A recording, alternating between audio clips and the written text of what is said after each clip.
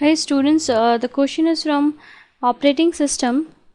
The question is the repeated occurrence of identical interrupt during execution of a service routine can result in whether it is a program error or stack overflow or hardware error.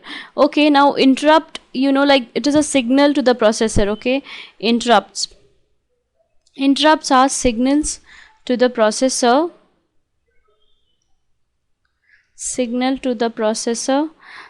So what it will do, it will indicate an event. This will indicate an event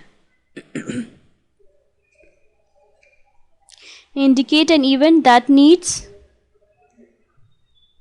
immediate attention. Okay, and what it will do, the processor will,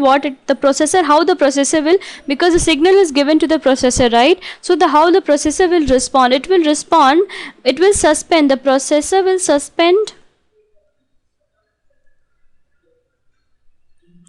all activities and save its state. So you're saying that the state are saved, it will suspend the activities which is going on, so there will be no loss of data, right? So there will be no programming error.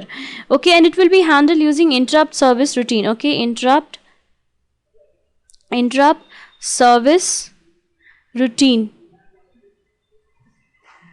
Okay, so very large number, if there are large number of interrupts also, so it will disable the system, like it will only the processor will responding to the current activities, and first it will complete this immediate signal. Okay, so it will respond to that signal, then it will come later. So there will be no program error and there will be no stack overflow, because no process is waiting. Here interrupt doesn't mean that processes are waiting for getting the resources.